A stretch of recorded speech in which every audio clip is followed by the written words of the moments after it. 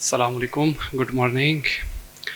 Uh, I am Dr. Maqsood Ahmed, working as a consultant at DHQ Hospital Cohort, a southern region of KPK. Today I will present something which I will ask questions from the audience also, and I will write. I will try to reach the diagnosis, and of course the diagnosis, and after that the treatment or management. So the topic of the day is sometimes the diagnosis is not clear and the patient is not helping. The patient is not helping in the sense that whatever you say, he refuses. Like he refuses the investigations, he refuses the further surgical option.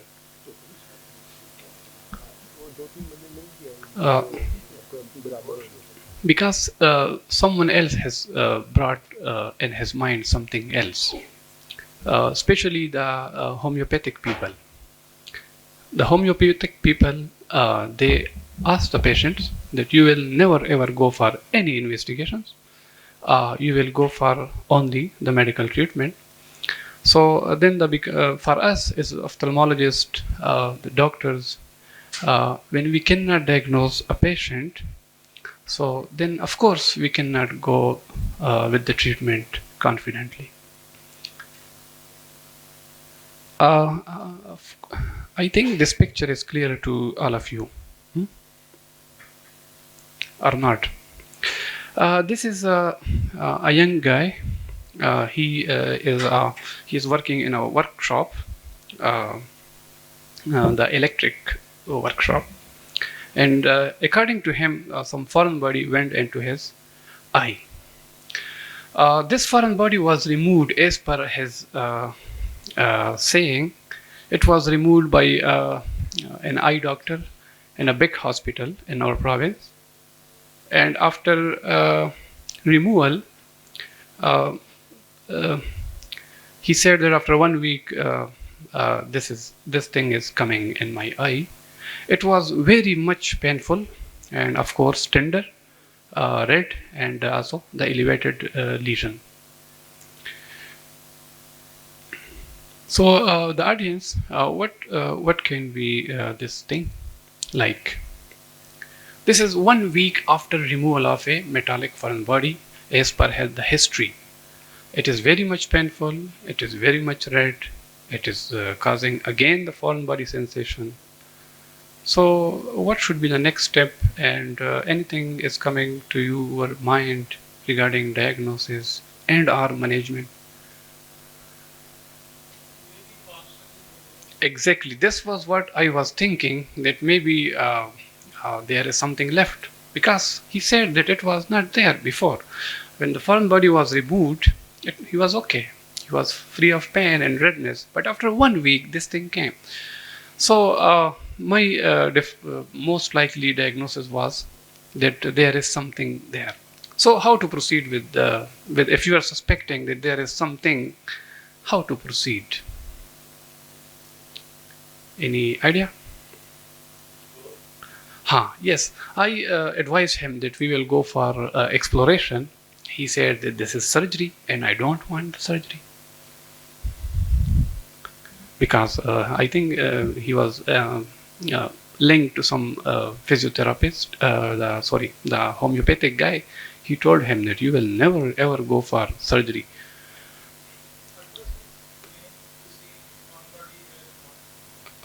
Ultrasound.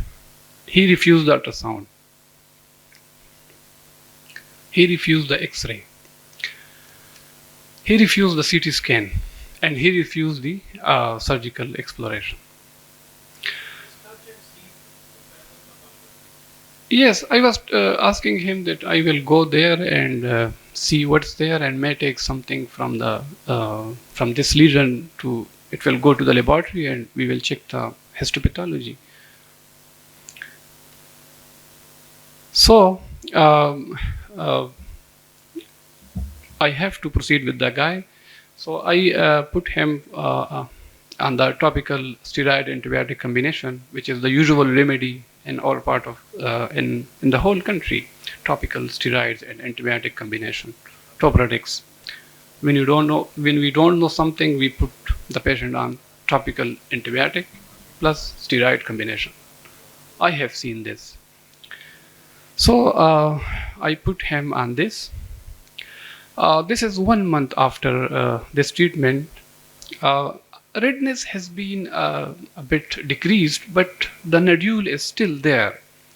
And he has the same statement as in his mind that it is not changed. I put him on first for 1 week. I put him 2 hourly Tobradics, and then I asked him to taper. So again, he was refusing everything. He was refusing the imaging, and he was refusing the exploration. So I told him that if you are not accepting my treatment, my management, then no need to come again to me. So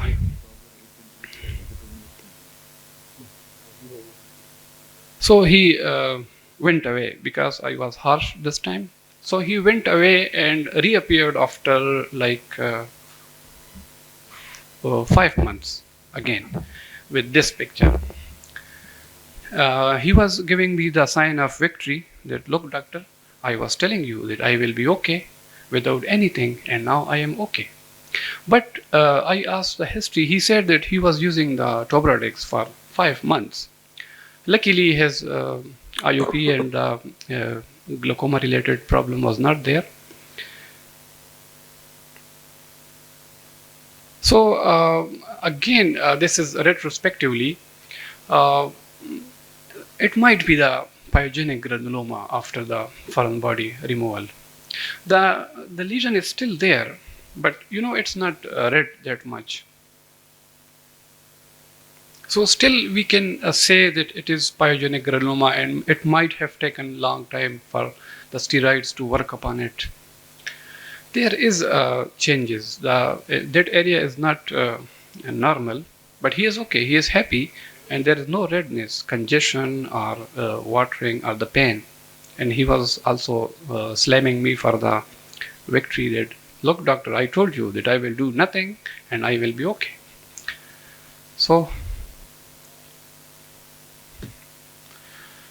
now we can say that, of course, clinically speaking, it was pyogenic granuloma, because sometimes the granulomas can take time. And one of the take-home message is that even if we do not do something in the best interest of patient, on the basis of what the patient is saying, still the nature takes its course, and we should respect that. Okay, thank you. Any question? So, thank you very much. If we had any question, then we'll take it after this session. And the end of the session. Next speaker is Dr. Waqar Ahmed. He was once our colleague, but now he is working in UK.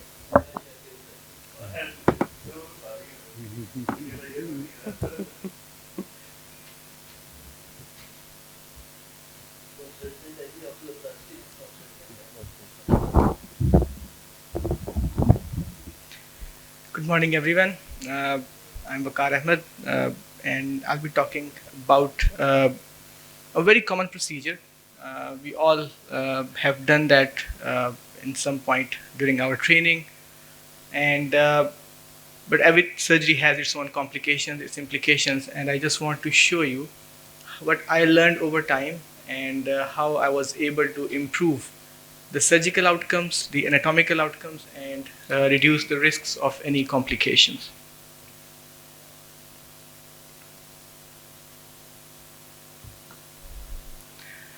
Just want to tell you about a very brief few words about my journey. I started my training in Lahore General Hospital. My mentor, Professor Imran Akram Sahaf, is here.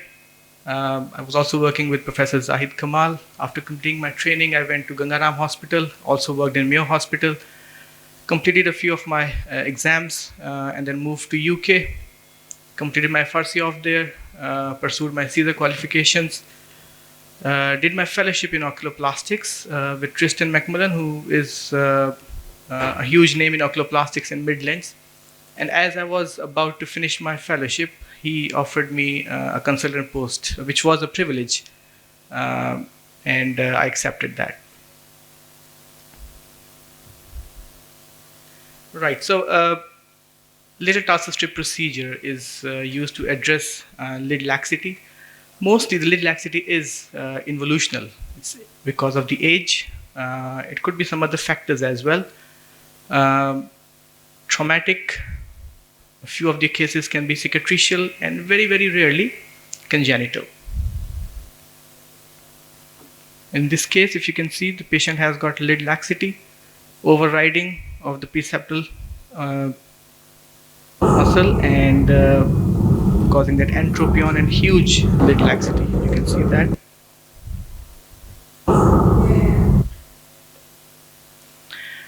In this case, if you can see on the right side, patient has got dehiscence of medial and lateral canthal tendons leading to that ectropion. This lady has got on the left side disinsertion of her lower lid retractors, causing her lower lid ectropion. We call this ectropion as a tarsal ectropion, as whole of the tarsus is everting out. In this lady, on the right side, she has got overriding of her lower lid retractors, causing entropion, involutional entropion. Also, she has got that lid laxity. You can see the contour, it's sagging down. This is one of the examples of stretching of the tarsal plate causing the ectropion. It happens with age, especially in very older patients. They come up with this type of an ectropion. Now, there are various procedures that has been advocated for correction of lid laxity, ectropion, entropion, and they all have their own benefits, their own risks, side effects. What I have learned over time is that I prefer lateral tarsal strip. The reason being, one of the things is that we used to do it very commonly in UK, and then my mentor, my teacher, Tristan McMullen, his mentor was Anderson, who actually invented this procedure in 1979. So I got my first-hand experience from the guy who was really with that mentor who invented this procedure. So we did the procedure plenty of times, and then over time we were able to improve our results that I'll be showing you. Very briefly about a lateral tarsal strip, we do lateral canthotomy. After that, we do inferior cantholysis. We take a strip of the tarsus, clear the conch, and then we stitch that tarsus to lateral orbital rim to the periosteum, and after that we stitch the wound up. Now, one of the few of the common complications with this procedure is dehiscence. That is very common. Within the first few weeks, if your tarsal strip is not properly anchored to the periosteum, it dehiscence, and then it is very hard to treat that because you already have lost that component. The lid is already shortened, so it becomes very difficult to treat that. So it is one of the major complications that can happen, but we can improve that. Also, inclusion cysts and granulomas, which develop in few weeks to few months over time, and they can be very annoying because then you have to revise your surgery again. Recurrent infections, again, one of the things, and also long-standing tenderness in the orbital rim.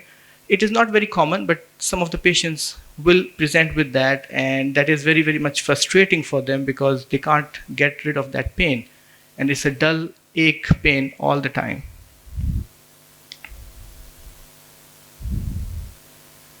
That's my instrumentation trolley, and the stitches that I use are Vicryl 60 and Vicryl 50. I use Vicryl 50 to anchor lateral tarsal strip to the periosteum, and Vicryl 60 to make the canthus angle, close the wound margin in layers with muscle and the skin. To address the dehiscence, what we do is that first of all, we need to make sure that we have nicely gripped our lateral tarsal strip. So what we do is we make a loop. We go one superior and one inferior, and after that we make a loop and we just check its tightness.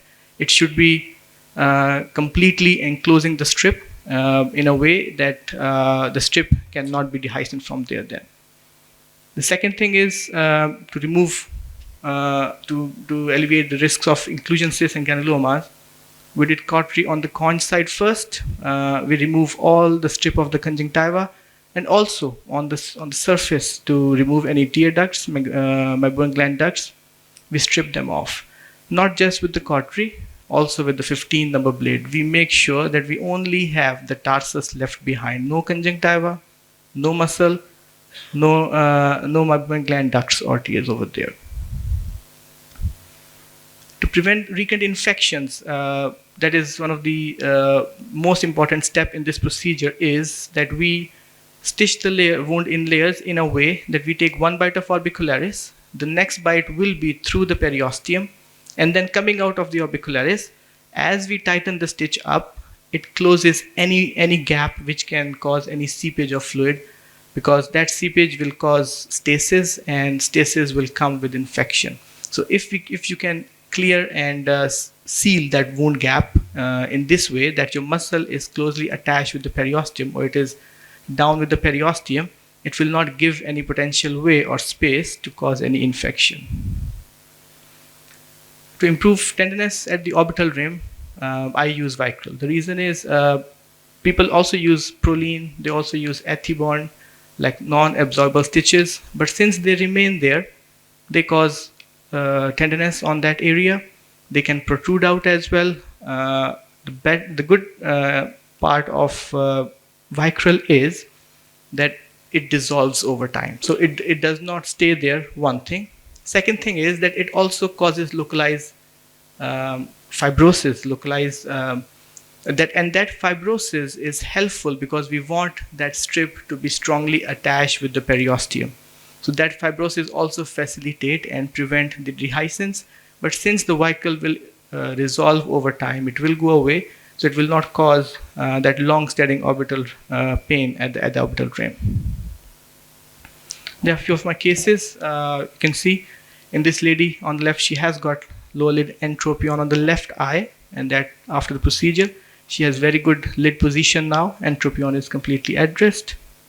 Similarly, that was the lady I showed you the picture with tarsal ectropion. We did LTS, lateral tarsal strip. The other thing is that with LTS, we may have to augment some other procedures. Like in this case, we did Leicester sutures, which are the lid inverting sutures. In entropion, we do the everting sutures in addition to LTS. But in this case, you can see her left eyelid position post-operatively is quite satisfactory. This lady again had overriding of lower lid retractors with lid laxity, huge lower lid sagging down, but that has improved tremendously after the procedure with very nice lid position there. Similarly, this lady also had that ectropion, which has been addressed through just the LTS only. Now this gentleman had got had also a bit of cicatricial element as well, but he also had the laxity. Obviously for cicatricial element, it was because of his low lid eczema, so we treated that, and then we addressed his laxity with the LTS procedure, and you can see his left lower lid position is quite good. This patient had got plenty of floppy lid, also had eczematous skin, pulling the lid down, then plenty of loose skin, plenty of loose lid over there. I did a mini bleph as well on the lower aspect, and he was a happy customer after that. So my take-home message will be that any surgery will have its own complications, it will have its own implications, but if we know the anatomy of the tissues that are involved, the physiology and the pathology of why that complication happened, we can always improve that. And there's always room for improvement. Over time, we can, if we know the basic principles, we are able to cope with our complications, and we can minimize their risks. Thank you.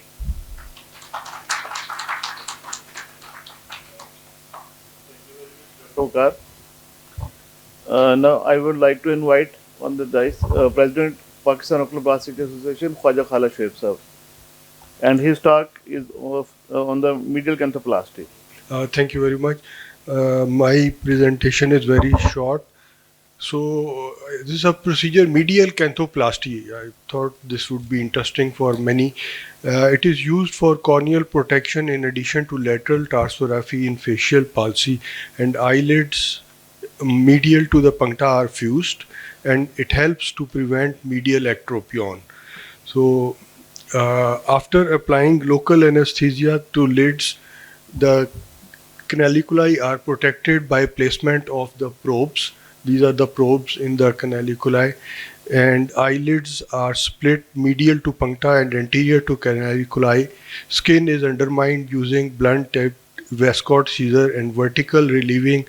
This is the vertical relieving incision is made at the medial aspect of inferior skin flap. Two sutures, sevenovicral, are passed at the pericanalicular tissue, and flap is drawn medially and dog ear is removed superiorly. Skin is closed with 7-0 interrupted vicral sutures and suture removal after 2 weeks. It can be reversed partially or completely by dividing the eyelids with straight scissors. So this is the patient having chronic facial palsy, and you can see with the eyes open and with the eyes closed, the palpebral fissure is wide open. So this is a brief video. This is the vertical relieving incision. Bowman probes are into the canaliculi to prevent and identify their canalicular presence. This is the dissection of making the flaps.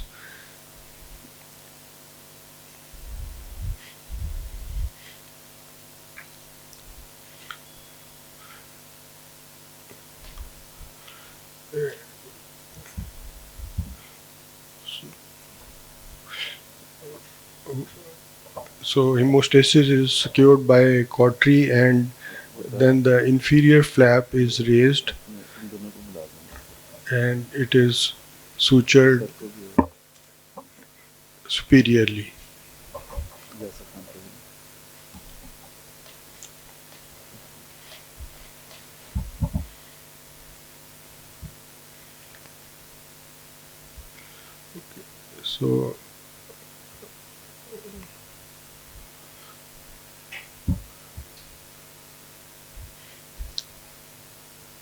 So this is the pre-op palpebral fissure, and this is the post-op palpebral fissure.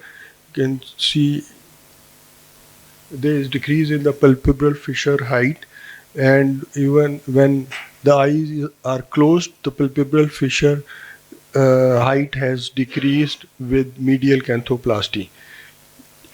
Thank you very much for a patient listening.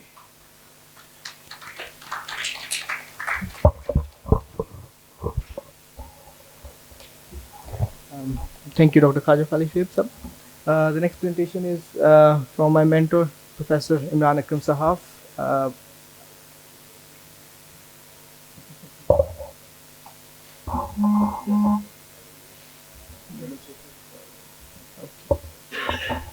Now request Madam Sophia Iqbal for her talk on From Scarring to Stability, Surgical Correction of Cicatricial Entropion.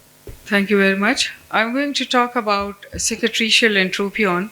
Cicatricial entropion is a very unique kind of entropion because it results from due to secondary to progressive inflammatory conditions, which leads to fibrosis and scarring and eventually shortening of the posterior lamella, which leads to vertical tarsoconjunctival contracture and internal rotation of the eyelid margin.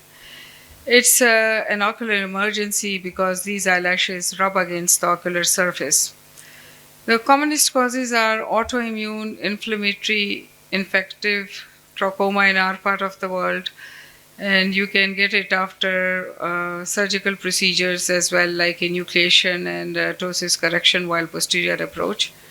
Traumatic thermal burns and long-term use of anti-glaucoma medications. Clinically, remember that upper lid entropion is always cicatricial, and history and slit lamp examination must focus on the cornea status, the fornices, and most important, the tarsal plate, which will then differentiate between the cicatricial and involutional. Management, most important, is control the infection and inflammation before doing any surgical procedures, because if you perform any surgery during that time, recurrence rate will be higher. So first, the conservative management like lubricants, barriers to symplepharon formation, eyelash ablation, and most important, topical and systemic anti-inflammatory medications. The aim of the surgery is to restore the natural position of the mucocutaneous junction, and it is contraindicated in the active acute phase. Principles involve dissociating the anterior lamella from posterior with without gray line split and eversion of the lid margin. Lengthening of the posterior lamella is needed when there is a lot of scarring, so you can put grafts there to lengthen the posterior lamella. There are a few surgical techniques which I'll discuss a few of them. Tarsal fracture operation is the commonly performed one, a bit quicker, and can be done for both upper and lower eyelid. Basically, you give incision 2 mm distal to the lash line, and it's in the full tarsal plate, and then you put everting sutures.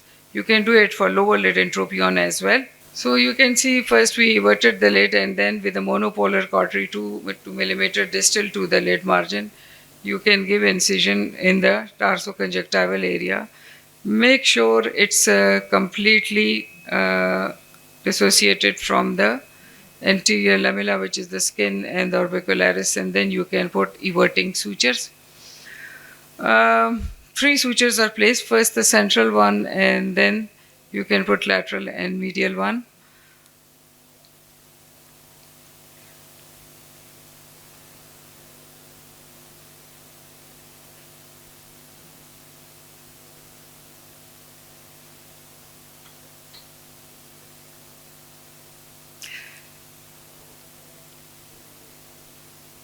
So you can then tie up these sutures and you can lead to rotation of the eyelid margin. Personally, my favorite is the anterior lamellar repositioning, in which the tarsal plate itself is not touched and the anterior lamella is rotated. It works for mild to moderate, but I have found it to be useful even in very severe cases. So give a skin incision and you dissociate the anterior lamella from the posterior by dissection with the Westcott scissor, and you reach up to the lid margin where you can see the follicles of the eyelashes as well. Then you can use 1 mm from the lash line, or you can use 6O vicryl, or some people can use it 5O vicryl as well. And at the upper border of the tarsal plate, you put a horizontal incision and then come out again. Now this time you can from muscle to skin, and just 0.5 to 1 mm from the first suture. You can tie this on and that leads immediate relief. The good point of what I found about this is the tarsal plate itself is not manipulated, but in very severe scarring then we have to do other options. While you are passing this suture, you make sure that you evert the lid and find out that you are not going through the tarsal plate like that.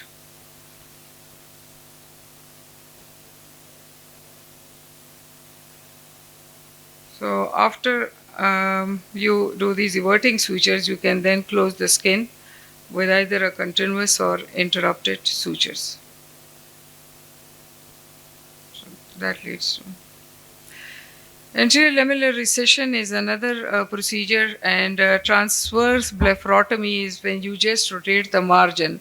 Sometimes a lot of scarring happens at the margin level between the two lamellae, and this is the principle is the same, but here you give an incision at the lid margin and dissect from here with a Westcott scissor.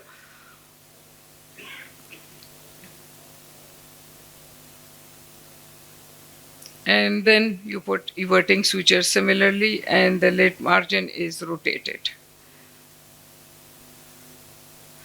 Transverse V-wedge resection is another one. I haven't done it personally, but when I was looking at the literature, it was there. maybe the seniors who have done it would shine some light on that. Cicatricial entropion is the one in which the posterior lamella is completely scarred. And then posterior lamella is a very unique layer because it has got a tarsal plate which gives rigidity to the structure, and it has got a mucosal layer which is very important to maintain ocular hemostasis. So the autologous tissue grafts are the best ones, that tarso-conjunctival from the opposite side or tarso-marginal.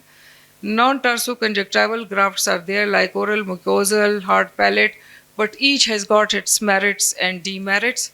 We do usually the buccal mucosal graft, in which easier for us to harvest, but you can take a nasal mucosal cartilage one as well. So this one was a scarred one, and after everting the suture, you put an incision is there, so create a space for the graft.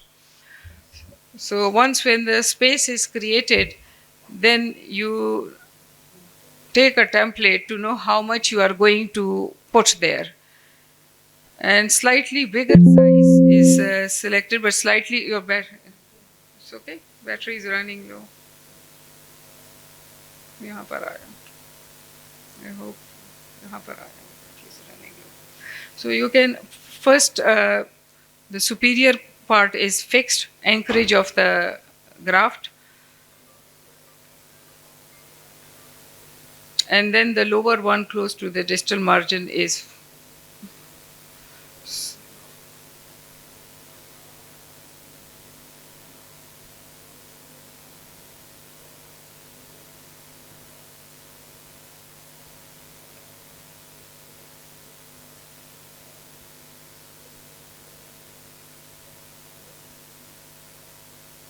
and then these now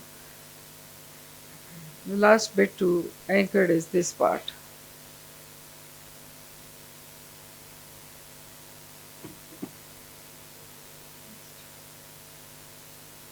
That's right.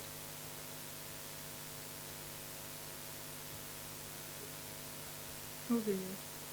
Skip that. No.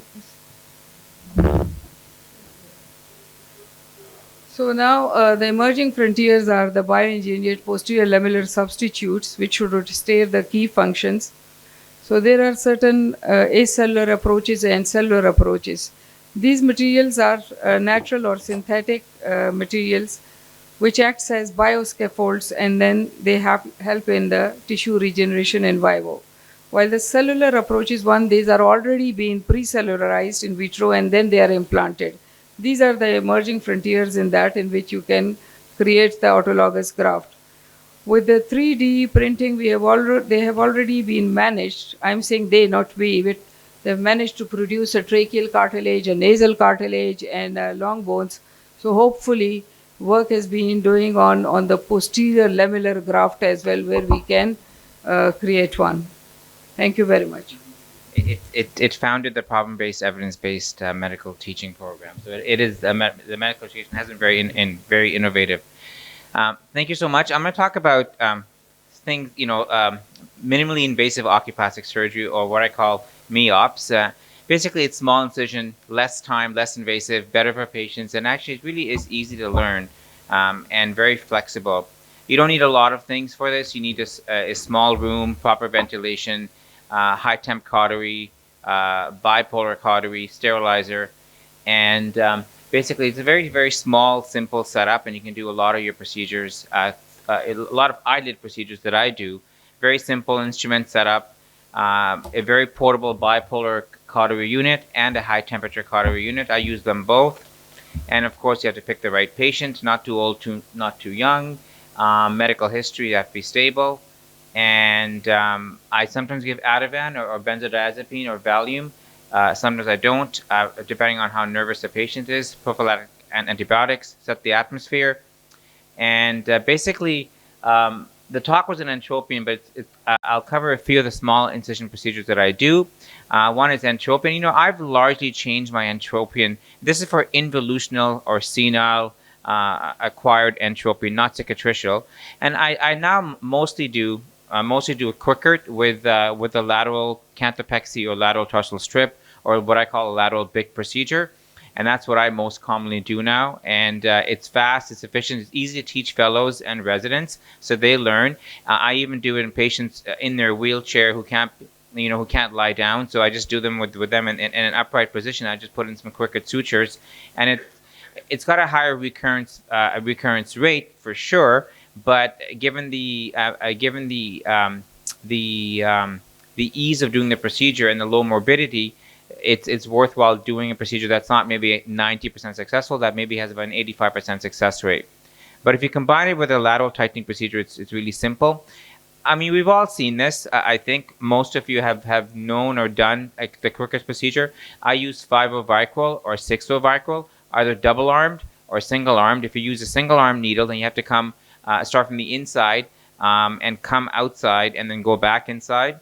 I'm sorry, start from the outside, go inside, and then come back outside, so the knot is on the outside. If you have a double-arm suture, of course, you can have both needles come outside into out, and therefore the knot's on the outside. I combine it with a lateral tightening procedure, and this is how I do almost all my entropens after 23 years of a busy oculoplastics practice. So yeah, so this goes in, and you can see that that's a lateral tarsal strip procedure. I use a 5-0 Vicryl P3 needle to do my lateral tarsal strip or my lateral BIC procedure, and it really has a really good success rate. So that's my small incision entropin repair. For ptosis, I think some of you guys saw this. I presented this before at this meeting, but this is what I call a small incision levator advancement, or SILA, and I've been doing it for about 20 years now. And it's about 90% of my ptosis is through this. This is the old way, and this is the picture on the left is how I've done it. The key thing is your plane of dissection is below the levator aponeurosis, and I always stay above Mueller's muscle, and that's very key, and not to inject too much anesthetic. And this is a video of doing what I call a SILA.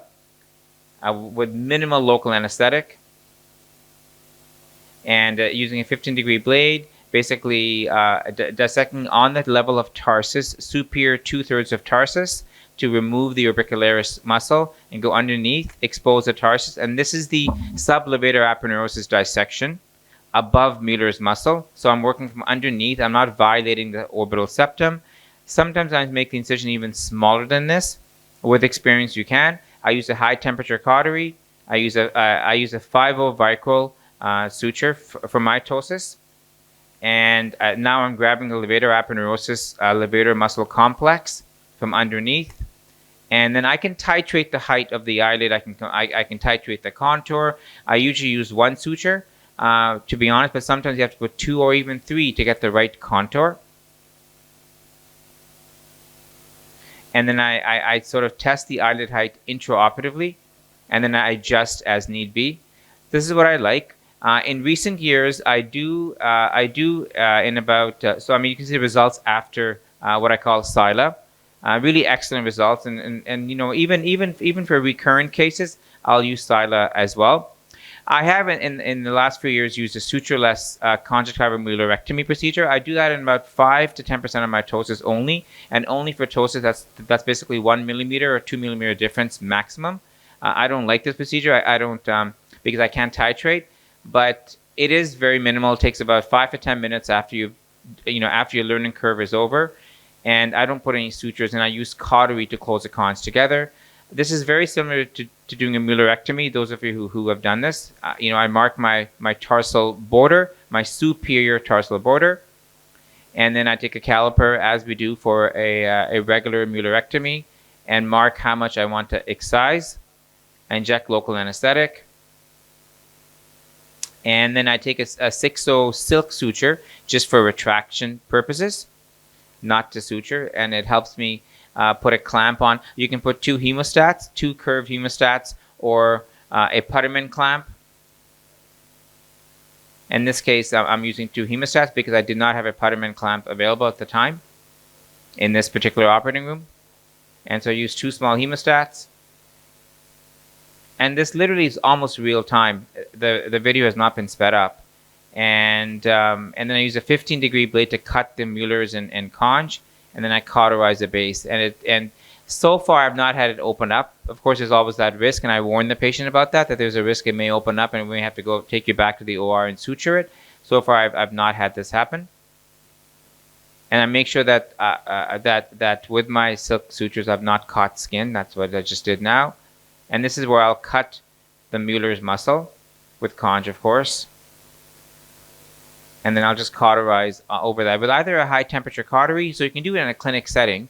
You don't need a big OR, or a bipolar cautery. In this case, it's a bipolar cautery. And then you let go, and the results are pretty good. But again, I do it for subtle ptosis. For one, some people will swear. I don't know who in this audience. Maybe it's some people will swear by the posterior procedure and will do 99% of their ptosis posteriorly. I just don't see how you can do that without being able to titrate the eyelid height.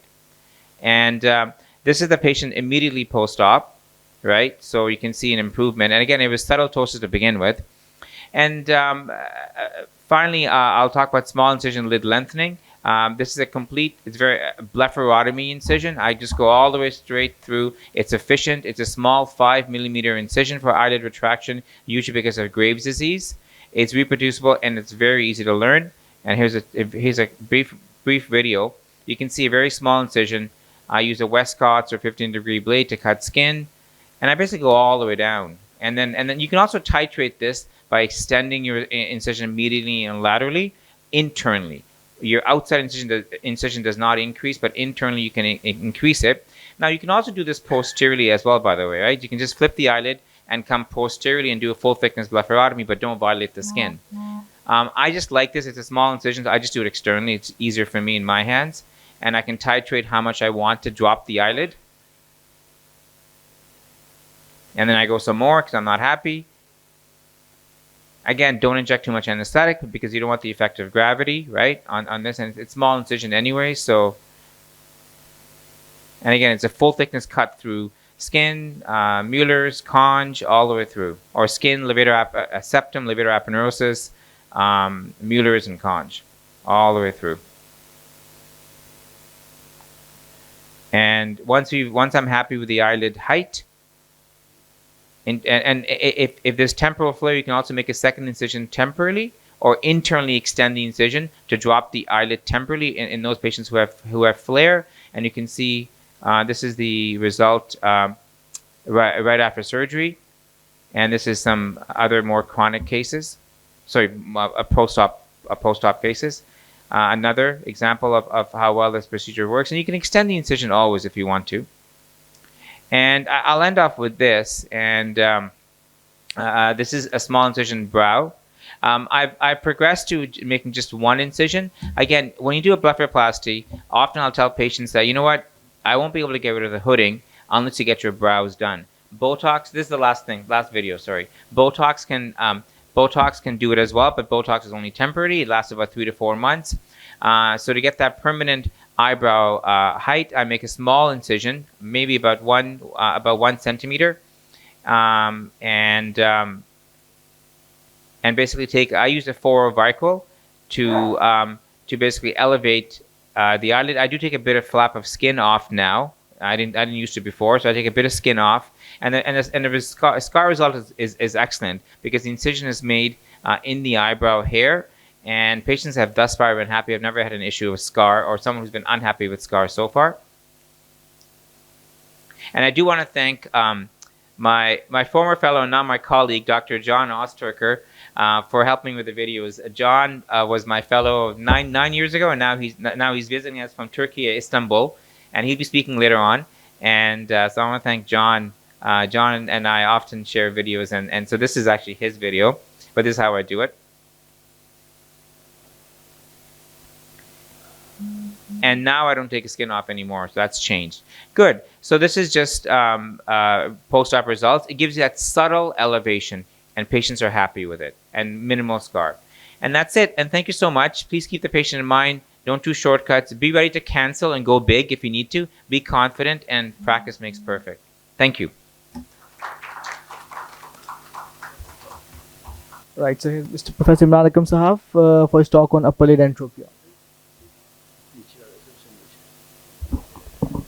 Sir is teachers of teachers, mentor of, I think, whole of the oculoplastic team in Lahore and working elsewhere. Sir. Bismillahirrahmanirrahim. Assalamu alaikum. I'm going to talk about lower lid correction and tropion correction. All I want to stress is that there is no single procedure to correct the lower lid and tropion. So we have to fashion our procedure according to the pathogenesis. So it's pathogenesis based correction. That's the lower lid. हमारे पास वो नहीं है pointer.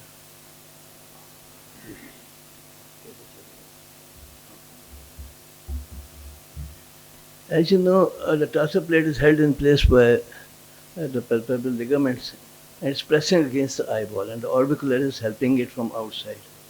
And from the inside, the eyeball is supporting it, and the capsulopalpebral ligament is partially preventing the tarsal rotation. The lower lid is predisposed to entropion for a number of reasons. One being a narrow tarsal plate which can rotate either side. And then as we forcibly close our eyes, the orbicular fibers, they tend to crowd towards the lid margin. So we have heard so many ways of correcting the lower lid entropion. Wherever there's a laxity of tarsal plate, Vakar has highlighted how to deal with it. Similarly, Dr. Sophia, she highlighted how to deal with something pulling from inside, cicatricial entropy. So this is normal arrangement of the orbicularis fibers. They loop around, and with each contraction, the circle becomes smaller, and the fiber tends to go towards the lid margin. And then it's the septa. When you open the eyelid, the septa, they pull them back. And so the eyelids open. And the fibers also come back to their original position, like here. When it contracts, they all tend to go towards the lid margin. So in entropion, it's an enrolling of the lid margin, and it could be from number of reasons. It could be lack of support from inside, it could be pull from inside, and it could be push from outside. So lack of support, we all know there are so many reasons. So how would we correct entropion in this patient? So it's very simple. We have to go for an orbital implant, and that should correct the entropion as well. So we increase the support from inside. So this is how you go according to the reason. So if you pull from inside, there are so many reasons. Dr. Sophia ने अभी highlight किए.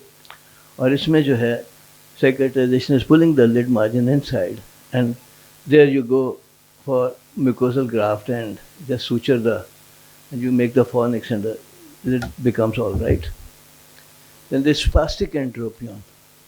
For a number of reasons, there's a lot of irritation for any reason, ulcers, foreign bodies, eyelashes, and because of spasm, the fibers, they tend to bunch towards the lid margin, turn it inside.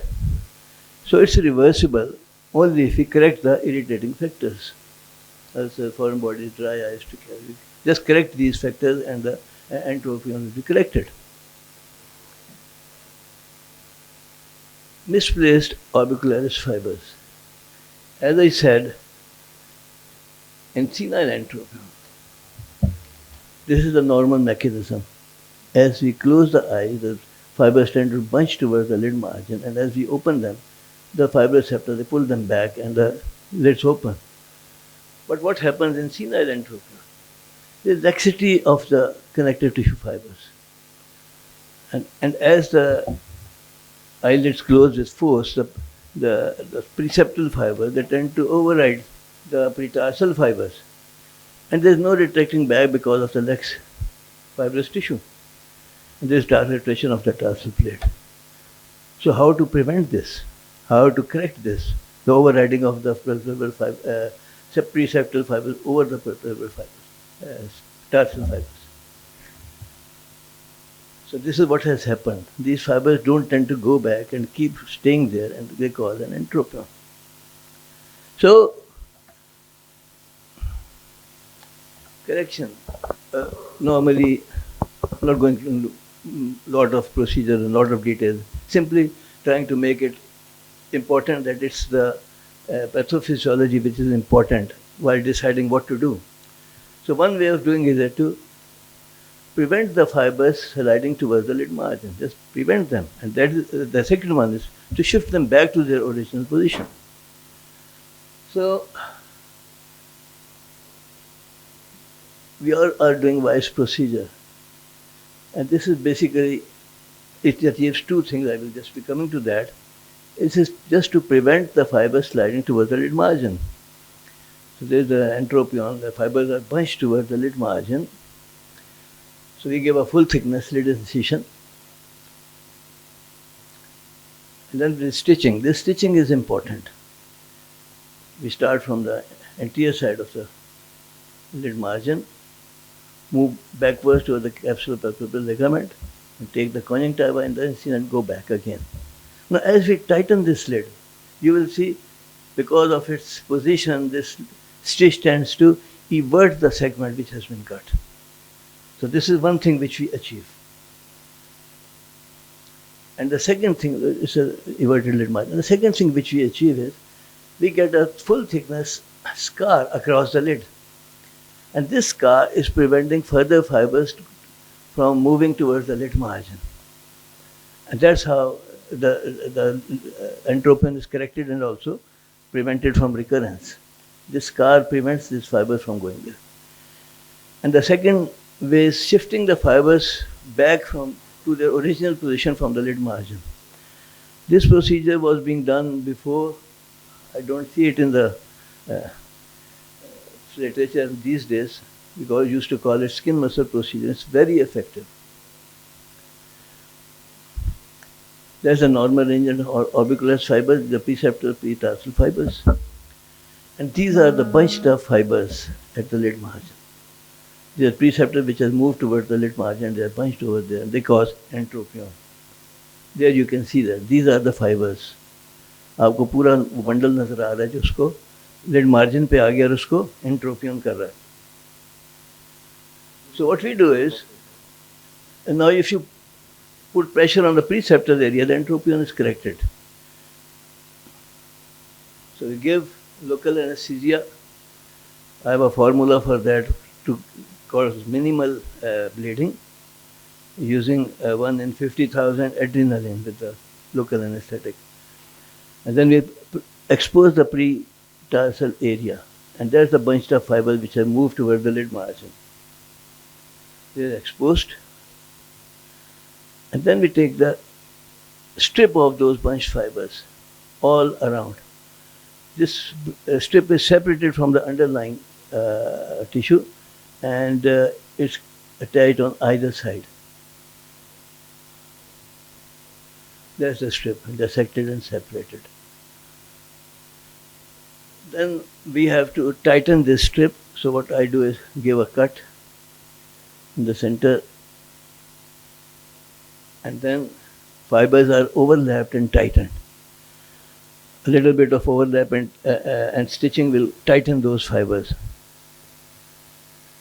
And these fibers then they are stitched away from the lid margin so that the pressure is now exerted on the preceptal area.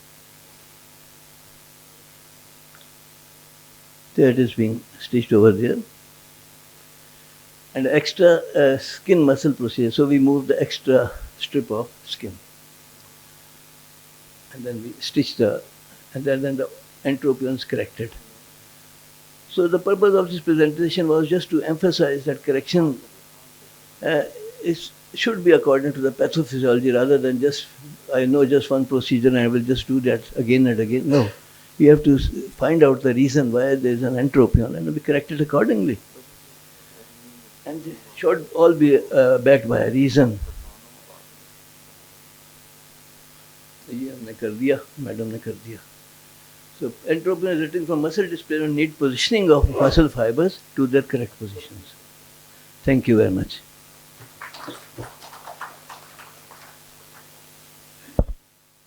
Next, I would like to invite on the stage Dr. Shafqat Ali Shah. He is from Mardan. And his presentation is 7-year audit of pediatric dermoid cyst surgery. So, as all of you know that dermoid cysts are normal tissues at abnormal places. They arise from the surface ectoderm, which have been buried during embryogenesis by the fusion of mesodermal processes. So they account from 3 to 9% of all tumors of the orbit. They are subcutaneous, smooth, mobile swellings, and they are present at frontozygomatic suture, at the lateral orbital wall, at the frontonasal suture, and at the frontoethmoidal sutures. They are covered by keratinized stratified squamous epithelium. They are slowly growing due to desquamation and dermal glandular elements. So complications which the dermoid cyst can cause include extraocular movement abnormality. They can cause non-axial proptosis, decrease in visual acuity because due to dermolipoma, limbal dermoid. They involve the cornea and may result in amblyopia. And there is erosion and remodeling of the underlying bone due to local mass effect on the globe, optic nerve, and underlying bones. Limbal dermoids are usually found in the infratemporal portion of the cornea, and it results in astigmatism and amblyopia. So this study was conducted at the eye department by Khan Medical College, Mardan and Mardan Medical Complex from 2019 to December 2025. The aim of this study was to assess the gender-wise distribution of the dermoid cyst, their location, and surgical success in pediatric patients. So at the time of admission, all the records of the patient were entered into a pro forma. Operative complications were listed at the end of the surgery, and post-operative complications were examined later on. So they were excised to skin and muscles. Limbal dermoid was excised from the cornea and conjunctiva, taking care not to puncture the cornea. And no cysts were sent for histopathological examination, and patient photographs were taken before and after surgery. And SPSS version 30 was used for gender, age, laterality, and location. So it was removed in block completely in 48 patients, while rupture of the cyst occurred in 17 patients. So the cavity was washed with normal saline and steroids to prevent inflammation and recurrence. So no rupture of the cornea or thinning occurred that required keratoplasty and limbal dermoid excision. And most of the patients were followed except recent ones, so no recurrence was observed in 6 months post-operative period, up to 6.5 years. So these are statistics. So mean age of the patient, they were all below 18 years of age. So the mean age was 10 years and the range was from 1 to 17. And in male patient, it was present in 39 patients, while in female patient, it was present in 26 patients. On the right side, there were 34 cysts, while on the left side, there were 31 dermoid cysts. So this is the location of the dermoid cyst. So superior temporal, there were 24 dermoid cysts. On superior nasal side, there were 23.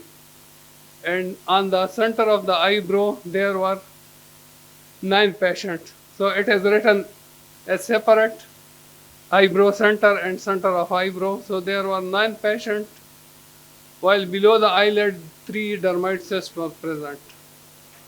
And lateral to the lateral canthus and limbal dermoid were 3 each.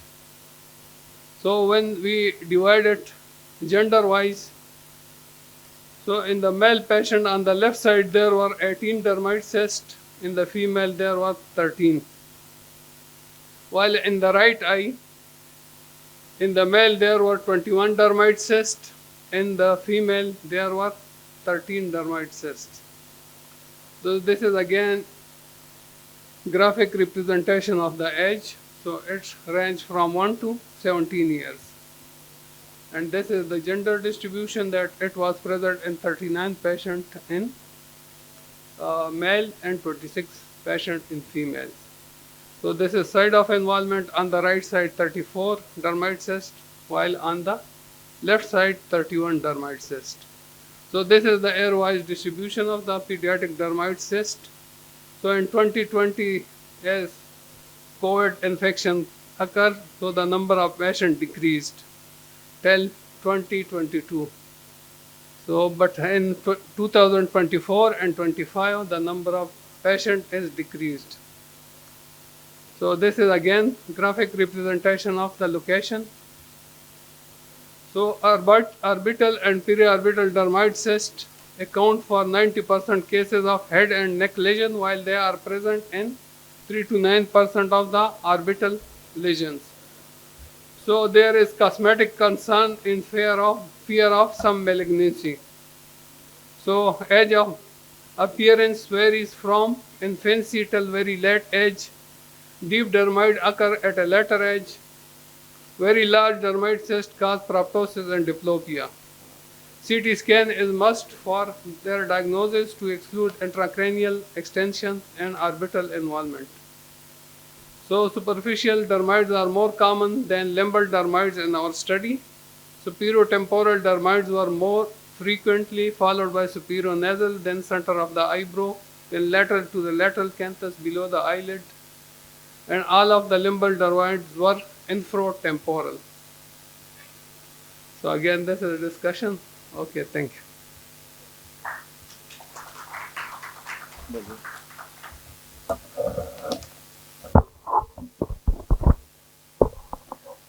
Thank you, Dr. Shafqat Ali Shah. Now I will request Mr. Salman Hamza for his talk on cicatricial ectropion step by step. Thank you very much. My presentation is on cicatricial ectropion, and it's a common condition that that ophthalmologist and oculoplastic surgeon has to face in their routine practices. So whenever there is a wound, there is healing, and whenever there is healing, it leads to a fibrous tissue formation. And all fibrous tissue has got a property of contraction. So whenever there is some fibrous tissue that is close to the lid margin, it causes contraction, and it may pull the lid margin away from the globe. So cicatricial ectropion is the outward turning of the lid margin because of a contractile tissue or fibrous tissue.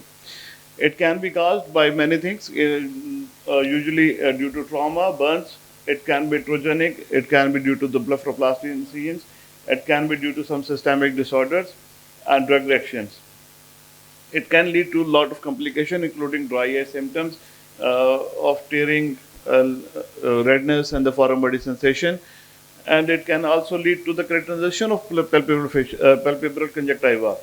And then most devastating is the exposure keratopathy and corneal ulcer, and finally the visual loss.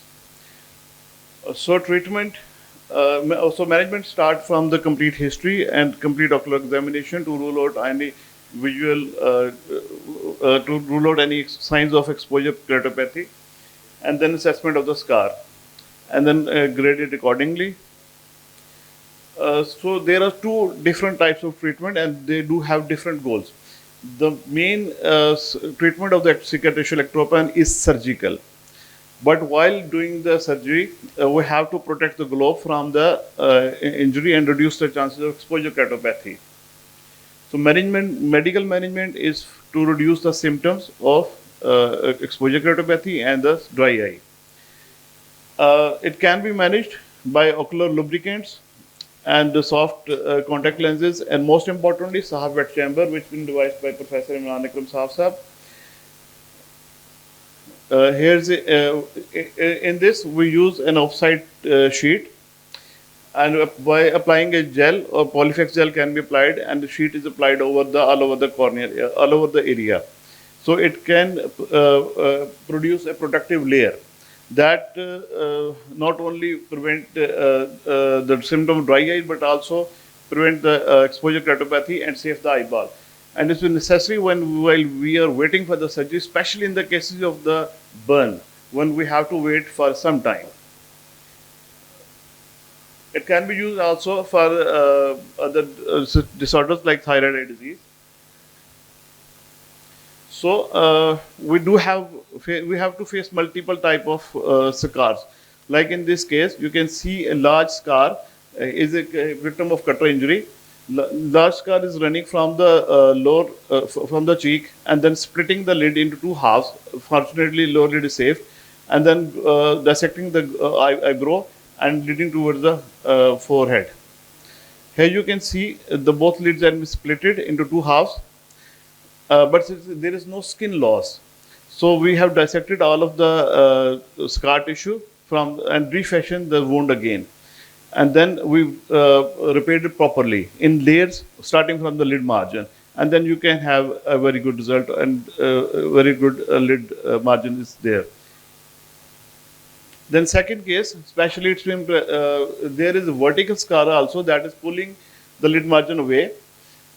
And there is not only the scar pulling, there is also skin shortening or anterior lamella shortening.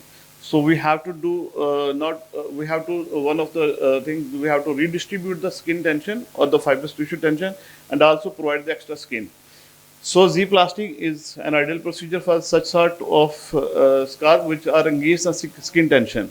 In this, we create two triangular flaps, and after dissecting it, we just transpose it each other in horizontal way. Like in this case, after applying traction suture over it, we transpose it, and then you can have scar leaves and lid margin is at its position. In this, we have redistribute the scar tension from vertical to the horizontal. And then in some cases where there is lateral canthus involvement and the lateral half of the lateral 1/3 of the lid is involved, and there is diffuse scarring. There's two options. We can carry on with the skin transplant, and we can use also a cheek rotational flap. In this case, we have used cheek rotational flap. After dissecting and creating and releasing all the scar, we have just raised the flap from the lateral side of the cheek and place it over there. And you can also see the lid margins again at its position. And finally, for the diffuse scarrings, we have got skin grafting. Professor Barr has mentioned briefly in the last session. The excellent donor sites, the upper lid of the other side, or the pre and the post auricular flaps, and the medial forearm flaps. Again, in this case, there's a lot of shortening of the upper lid, and in this case, we have put soft orbital soft bed chamber. So the cornea has been protected for a while. After releasing the scar, we have take a post-auricular skin graft. As you can see, it's been stitched accordingly, and then we have placed over it, and scar has been released. And finally, a very good surgical repair, especially in the cases of trauma, can avoid the cicatricial ectropion. Thank you very much. This is a take-home message, sir. And we do have a couple of announcements. Number one, at the 2 o'clock, we do have a instruction course on evisceration, enucleation, and socket reconstruction at Per Hall at 2 p.m. And then at the 3 p.m. in the same hall, we have lid reconstruction flaps instruction course. And finally, at 4 p.m., 4 to 5 p.m., 4:30 to 3:30 to 5 p.m. There is a big symposia, especially in the honor of Professor Munirul Haq Sahab, and you should attend that one. Thank you.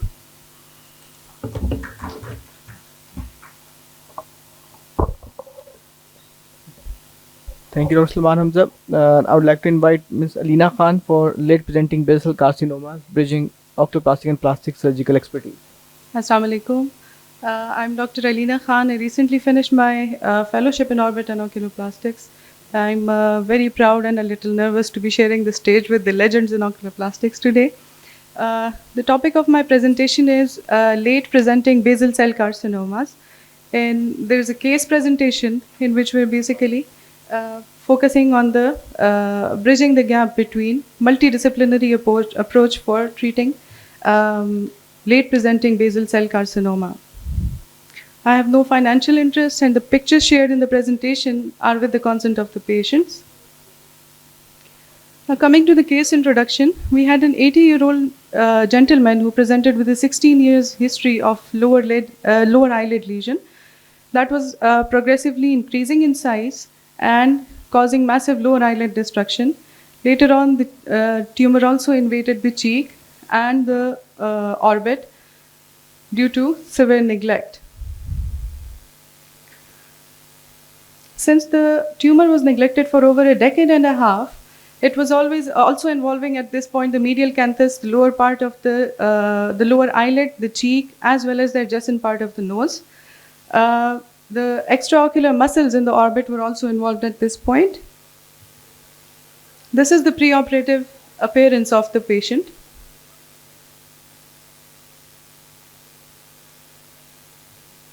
Multiple photographs of the preoperative appearance. Now, according to the assessment, we had a lesion at this point that was measuring about 5 by 8 centimeters in size. There was a total loss of the lower eyelid along with the margin architecture.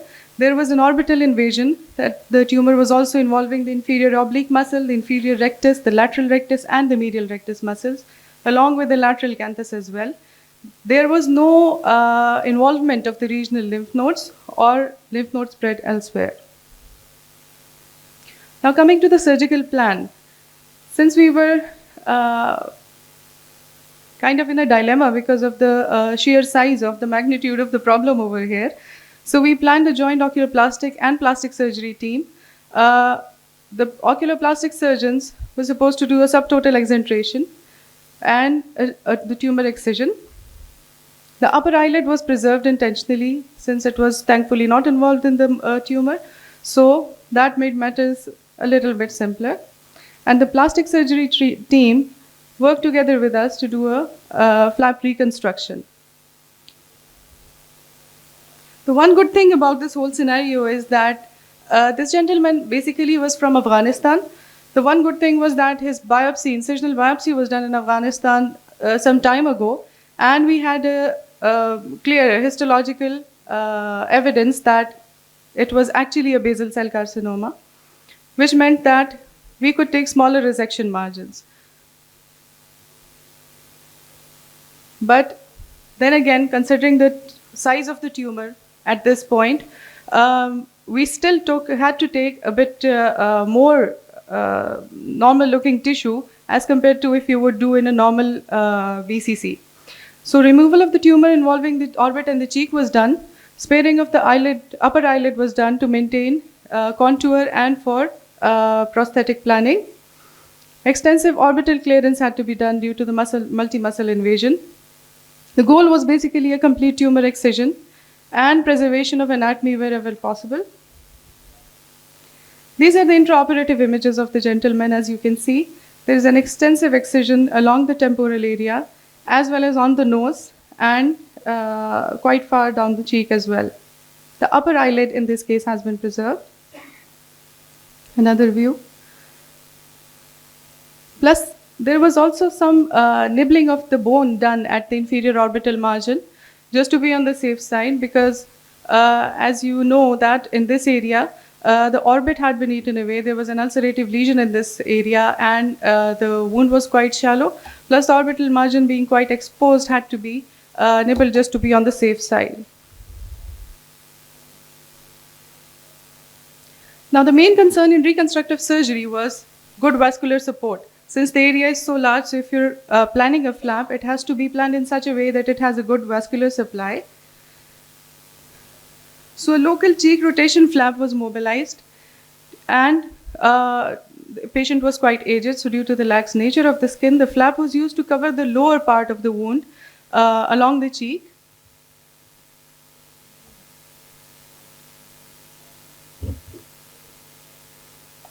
This area that you see over here is the cheek flap that has been mobilized from over here, and it is used in the lower part of the wound over here. Then there was a forehead pedicle flap that had been taken. That flap was quite large, and it was used to cover up the orbit as well as the upper part of the wound as well. It was a transpositional flap based on the supratrochlear vessels, and that was rotated into the orbit and the nose. As you can see in this same picture, this is the base of the flap from which it was mobilized. And skin of the forehead was taken in this area. It was rotated onto the orbit.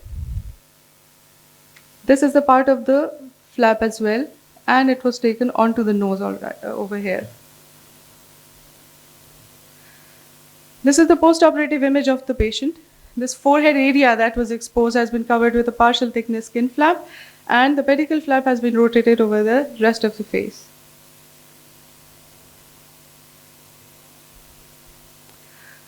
Some good news. When the histology report came back, we had clear margins. Even the deep margins were clear, so the nibbling of the bone turned out to be an additional step in the prevention of this recurrence in this case. The future plan in this patient was to divide the flap, which is typically done from 3 to 6 weeks.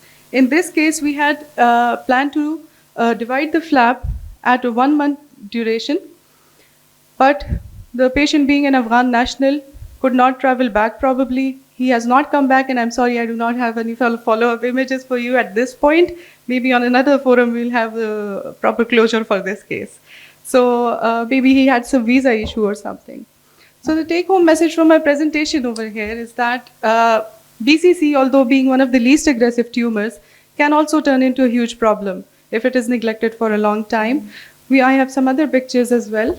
Take the example of this patient as an instance. This patient also, if you consider this tumor, it becomes a multidisciplinary problem. It has to involve multiple surgical teams, for example, plastic surgery, maxillofacial, ENT surgery, as well as the oculoplastics team, if it keeps being neglected for a long time. And also, it can become even life-threatening in cases like these. So a collaborative approach in cases like these must be considered for handling this disease. Thank you very much.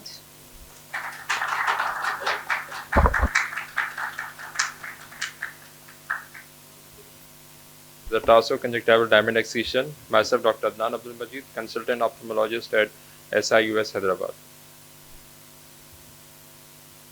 So, bit introduction of the middle spindle, or which is also known as a diamond excision, is a technique for correcting a punctal eversion with a mild medial ectropion. It was first coined by Anderson and Nowosinsky to correct the involutional ectropion of the lower eyelid caused by the medial laxity involving the puncti, and particularly it is for the involutional changes and the punctal appositional issues, and it is one of the minimal invasive with predictive outcomes. So this is the relevant anatomy of this procedure, and we can see the medial canthal tendon. I can show here this side, and the puncti, canalicula, and pre-tarsal orbicular muscles, lower lid retractors, and these all elements have a role to play in this procedure. So indication of this procedure is the punctal eversion with lower lid retractor weakness and medial involutional ectropion with and without horizontal lid laxity. So the pre-operative evaluation is more important. The patient here detailed history, including the medical, social history, full ophthalmological examination, and entology of the ectropion is important. And the few considerations should be kept in mind, like the Bell's palsy, which could be corrected with the time. So we have to see in this case, and the traumatic injuries also have regenerative potential. So we have to look after that. Blood flow spasm sometimes can also lead to this condition, which can be corrected by the Botox. And the obstructive sleep apnea has a floppy eyelid, so it should be managed accordingly with these pathologies.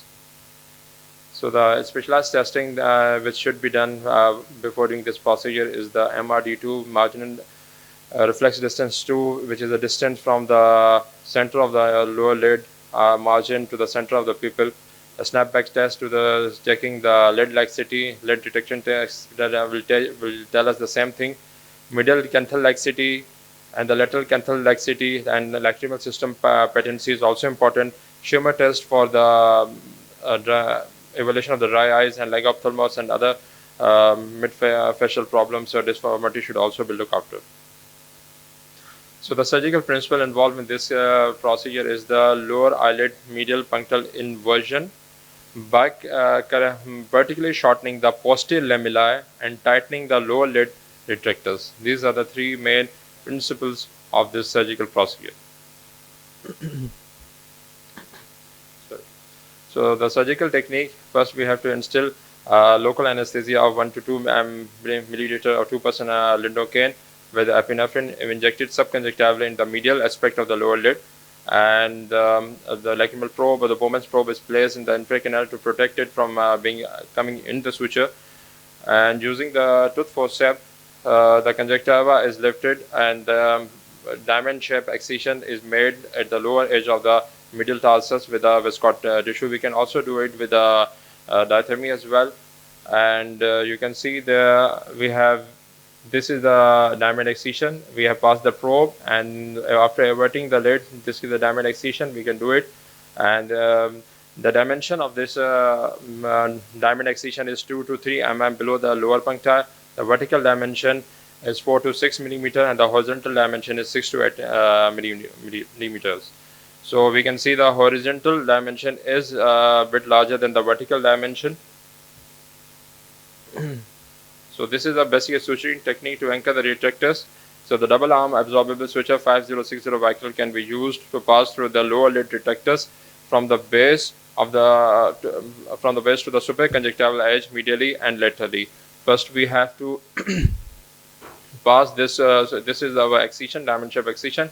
First we have to pass from this end and this end. Then we have to bring it out from the conjunctiva and anchoring the tarsus upper part.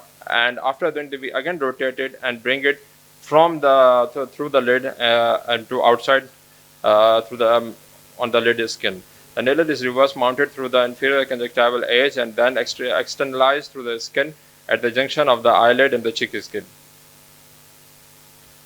So the aim is to anchor the lower lid retractors and pull the puncti posteriorly against the globe and perform the if it is needed, then we can perform the lateral tarsal strip if it's needed, and tie the suture to invert the puncti appropriately aimed at the at mild overcorrection. Mild overcorrection is ideally what should be planned.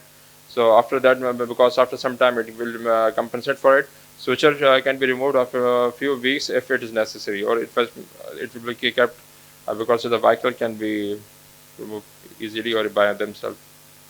So this is the video. We have instilling the local anesthesia.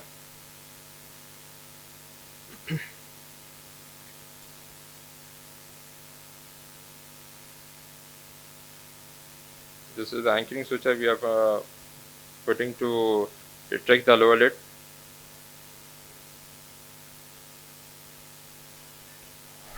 Now with the help of diathermy, we are marking the side for the diamond excision, and with the help of that we just demarcated it. And now with the help of viscot scissor, we will make that diamond excision.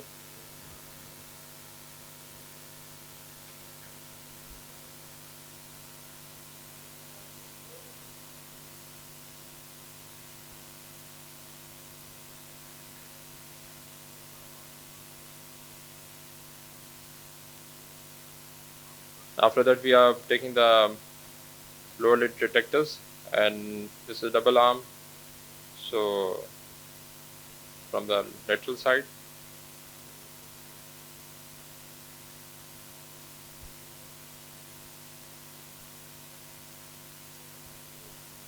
now from superior from the conjunctiva, and meanwhile we are also taking a superior distal part of the tarsus. And we are externalizing that suture outside from the skin.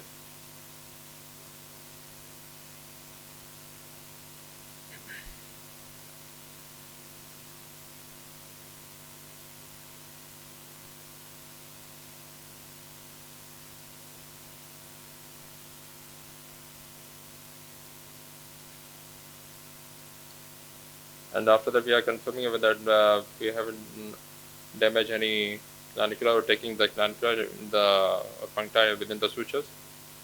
And after doing so, we will tie the knot of the suture.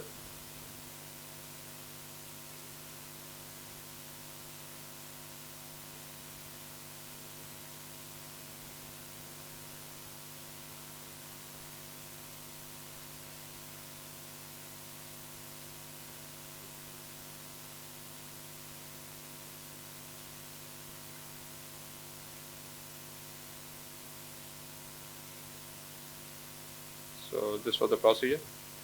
Post-operative care, lubricant antibiotic ointment can be given for the 1 week, cold compression if needed for the first day, and the follow-up at the first week and the 1 month afterwards. Outcome is a high success rate in improving the punctal apposition and rapid recovery, effective for the early involutional changes.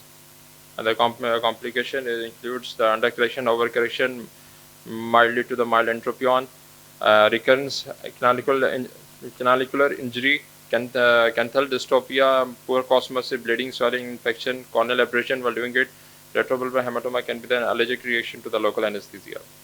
So the conclusion at middle spindle is simple and effective procedure, ideal for the mild punctal eversion and medial eyelid laxity, and it has got a high success with a minimal morbidity.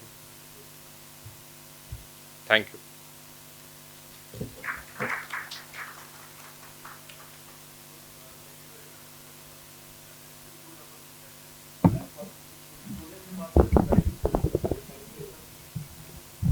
If there are any questions to the speakers, 2-3 questions can be entertained at this point.